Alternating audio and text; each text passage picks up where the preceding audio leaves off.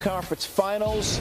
You know, all the A-list stars in attendance at Madison Square Garden to support the Knicks Monday night. The Knicks' biggest star, Jalen Brunson, shining the brightest. Early third quarter, Knicks down 14. Brunson, step back, got it, drains a triple, Knicks down 11. Over 5 minutes left in the third, Knicks down 8. OG Anunoby to Brunson. Brunson, pump fakes, hits the corner three. They're down 5. The comeback is on. Under 2 minutes to go in the third. Knicks down 2. Brunson backing down Derek White. Oh, yes, tough shot. We're tied at 83.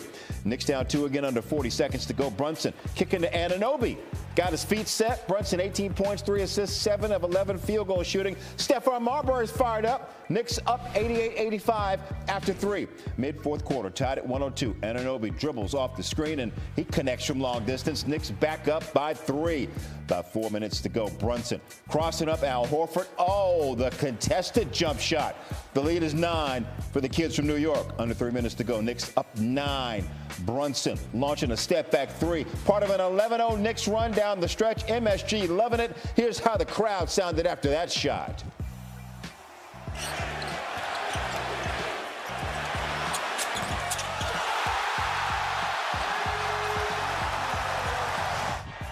Brunson, 39 points, 12 assists. Here's Mike Wilbon and Stephen A. Smith talking about the win.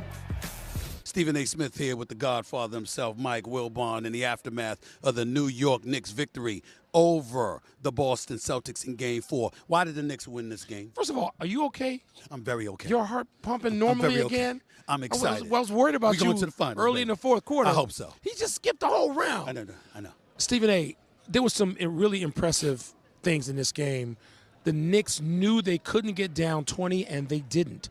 It was a 14-point lead at some point. I think it was 82-68. And they just, at that point, Jalen Brunson just seemed to say, to hell with it. I can't wait until there's 5 minutes left in the game. I'm going to do this now. And he hit some enormous shots, and everybody came with him.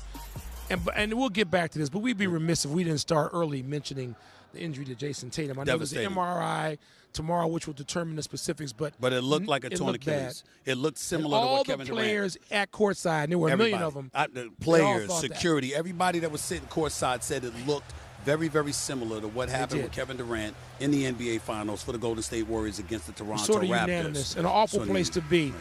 As this series goes to Boston on Wednesday, with the Knicks a chance to wrap it up. I don't see the Boston Celtics without Jason Tatum winning 3 straight games, first of all. But I think what's more important for the short term, Stephen A., is that the Knicks realize now legitimately the vulnerabilities that the Celtics have and took advantage of them. Yeah. The Knicks have to feel tonight, finally having played their first good game of the series, but up 3-1, that they're in control. They have to feel in control, and here's why. Because as great as Brunson was, it wasn't just about him. It was about a collection of parts that came together to play the kind of defense you needed them to play. It's about guys who are capable offensively, showing up for a change and producing on the offensive side of the ball. So when you look at that and the 12 assists by Brunson and the fact that the New York Knicks are up 3-1 and you got a Game 6, worst case scenario, coming back to Madison Square Garden, I'm sorry, it's all right to be optimistic for a change. So I have a question before we wrap. We have to go, but go ahead. You going to be out in L.A. in the fabulous television studios, or you going to be here with the working people of New York on Friday night? I'm going to be where my bosses tell me to be because they are the ones who pay my check. But I would say this. If ESPN decides that I need to stay in New York, I don't have a problem with that at all because this is where I belong.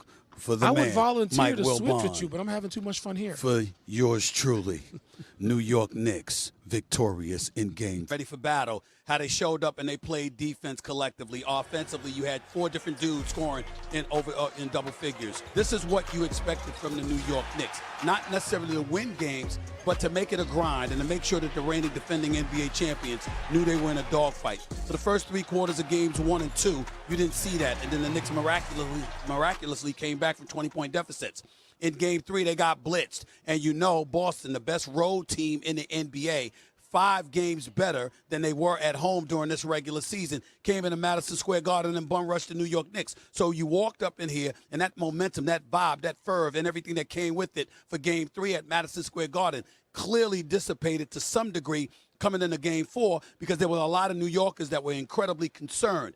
Could the Knicks beat this team? Could they avoid getting down into a deep deficit that they probably wouldn't be able to dig themselves out of? And sure enough, the New York Knicks stood toe-to-toe and battled them throughout before the New York Knicks pulled away. Despite the greatness of Jason Tatum and what kind of show he put on, nobody else had anything that the New York Knicks couldn't handle. Collectively, they showed up, led by Jalen Brunson, the clutch player of the year, the face of this franchise, showing up and showing what a star he truly, truly is. And that's why they won this game. And now they're just one game away from advancing to the conference finals. You mentioned Jason Tatum, the great game he had, and then the terrible injury late in the game.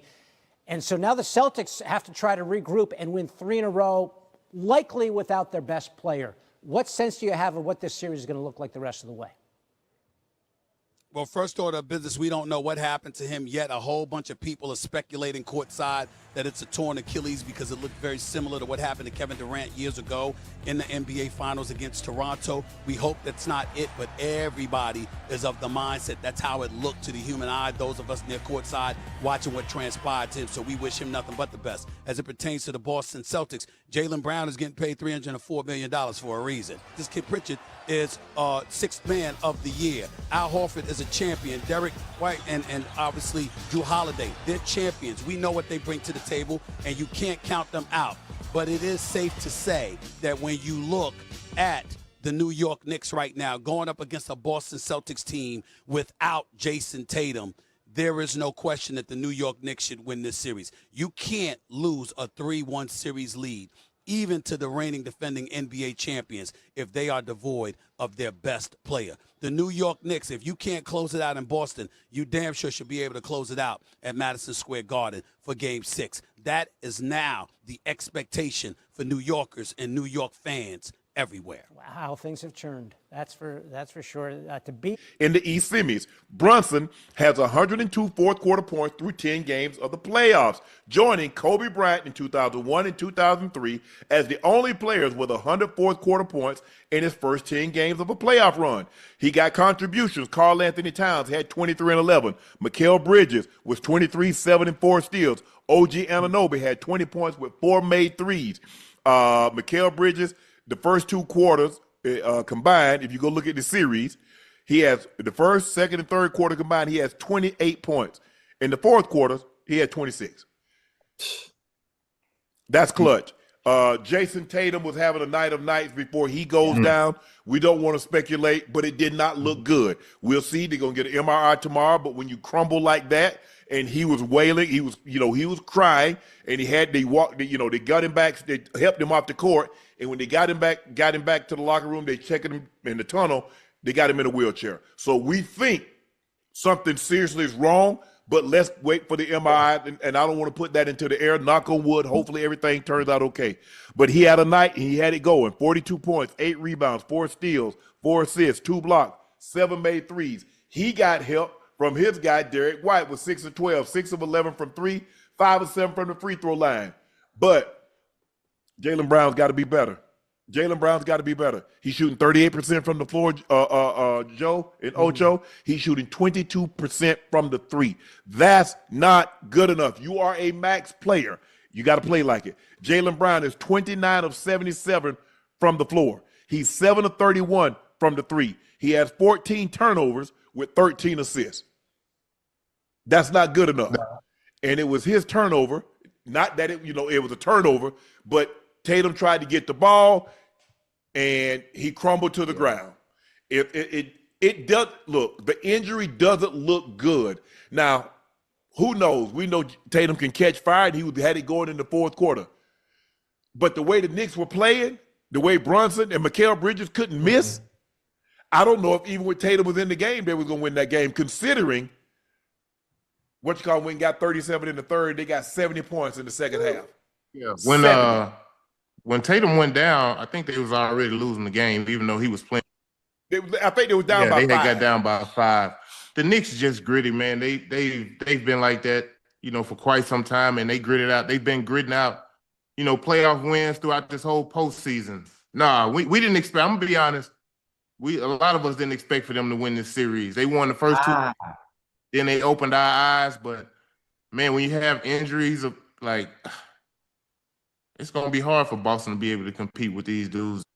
They're not going to compete not without Jason Tatum. And see, Joe, that's why you take care of business the first two games, because maybe you can win a game. Maybe you can win one game without Jason Tatum. You're not finna beat the Knicks 3 times without Jason Tatum. They got no contributions tonight from Al Horford and Holiday. They got 9 points combined between them. Now, and they're not aggressive. Excuse me. On the flip, they like go ahead. Al and Holiday not aggressive. Like they playing almost 35 and 40 minutes, and they shooting 2 times, 5 times.